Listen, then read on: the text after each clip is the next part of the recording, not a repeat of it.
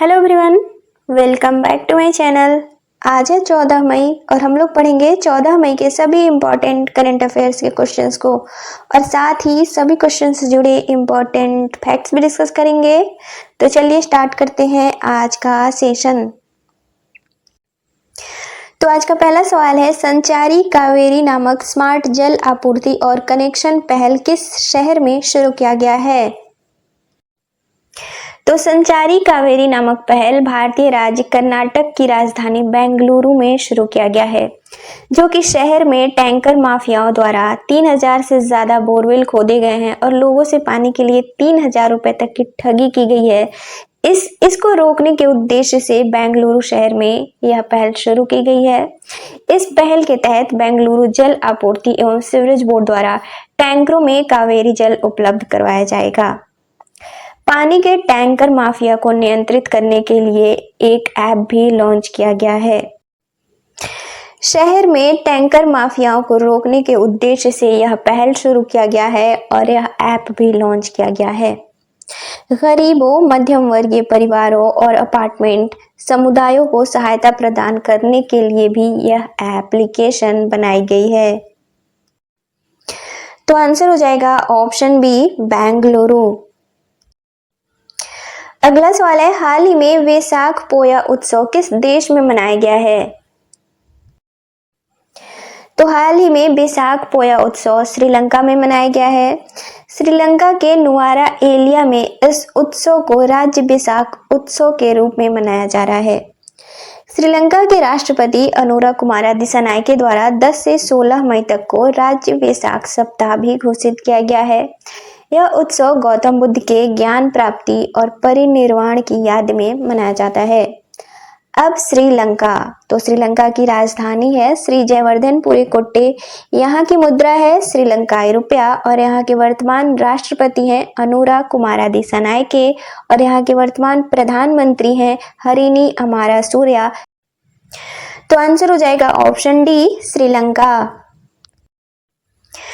अगला सवाल है, हाल ही में किस देश द्वारा शतरंज खेलने पर रोक लगा दी गई है? तो अफगानिस्तान की तालिबान सरकार, जो कि साल 2021 से अफगानिस्तान पर तालिबान का फिर से शासन स्थापित हुआ है। तो अफगानिस्तान की तालिबान सरकार द्वारा हाल ही में देश में शतरंज को अनिश्चित काल के लिए बैन कर दिया गया है। तालिबानी सरकार के अनुसार शतरंज जुए को बढ़ावा देता है। हालांकि इस फैसले का मानवाधिकार संगठनों और खेल संस्थाओं द्वारा निंदा की गई है। तो आंसर हो जाएगा ऑप्शन ए, अफगानिस्तान। अगला सवाल है, देश की पहली पूरी तरह से सौर ऊर्जा से संचालित होने वाली विधानसभा कौन सी बनाई जाएगी? तो दिल्ली के उपराज्यपाल विनय कुमार सक्सेना और मुख्यमंत्री रेखा गुप्ता द्वारा हाल ही में नई दिल्ली विधानसभा परिसर में 500 किलोवाट क्षमता वाले सौर ऊर्जा संयंत्र की आधारशिला रखी गई है। इस परियोजना को पूरा करने का लक्ष्य 45 दिनों का रखा गया है। वर्तमान में दिल्ली विधानसभा में 200 किलोवाट रूफटॉप प्रणाली की जगह 500 किलोवाट वाले सोलर पैनल लगाए जाएंगे। इसके साथ ही दिल्ली देश की पहली पूरी तरह से सौर ऊर्जा संचालित विधानसभा बन जाएगी। दिल्ली विधानसभा के वर्तमान अध्यक्ष हैं विजय कुमार सिन्हा। अब दिल्ली साल 1911 में भारत की राजधानी बना। दिल्ली यमुना नदी के तट पर स्थित है और हाल ही में दिल्ली की चौथी महिला मुख्यमंत्री रेखा गुप्ता बनी हैं। तो आंसर हो जाएगा ऑप्शन सी, दिल्ली विधानसभा। अगला सवाल है, हाल ही में नई दिशा नामक पहल किसके द्वारा शुरू की गई है?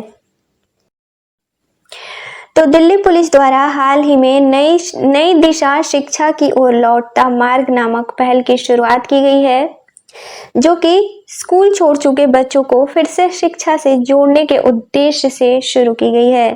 इस पहल के तहत दिल्ली पुलिस द्वारा घर घर जाकर ऐसे बच्चों की पहचान की जाएगी जिन बच्चों ने आर्थिक या फिर पारिवारिक समस्याओं की वजह से पढ़ाई छोड़ दी है।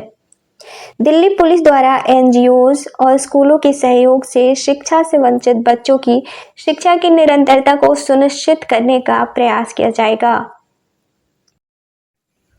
तो आंसर हो जाएगा ऑप्शन सी, दिल्ली पुलिस।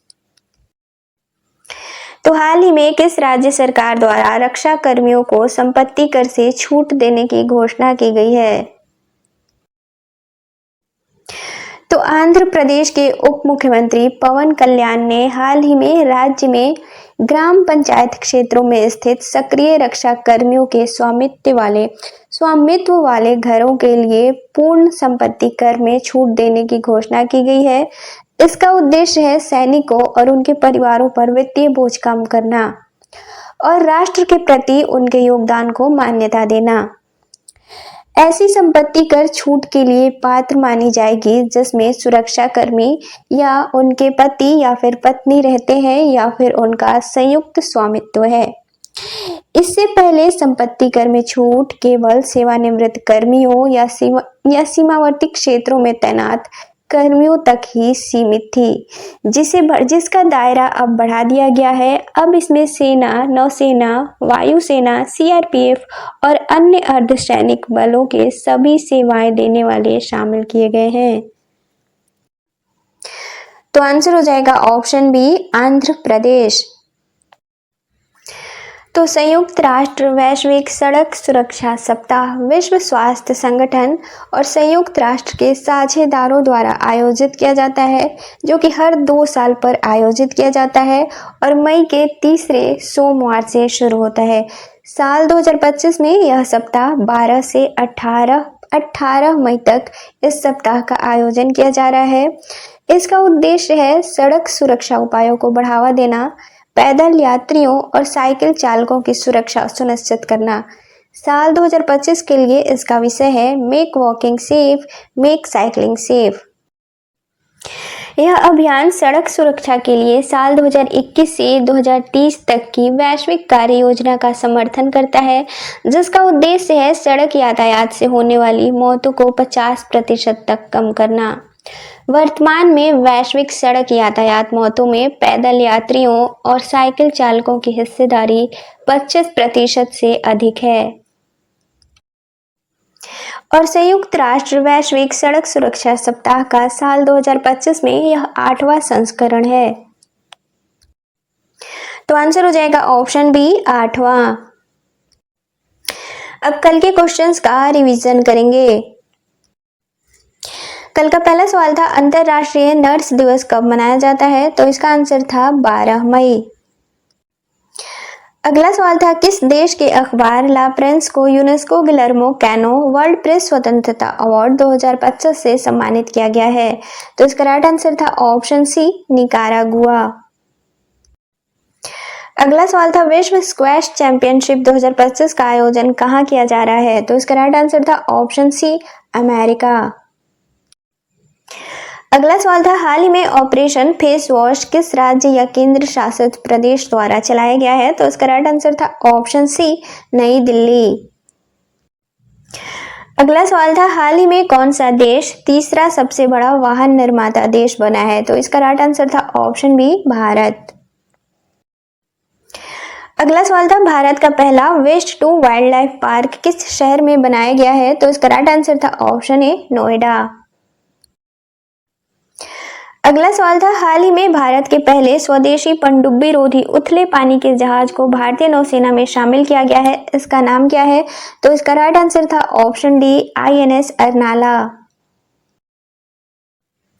अगला और लास्ट क्वेश्चन था अमरनाथ यात्रा के दौरान सुरक्षा की दृष्टि से कौन सा ऑपरेशन शुरू किया जाएगा? तो इसका राइट आंसर था ऑप्शन सी, ऑपरेशन सेवा।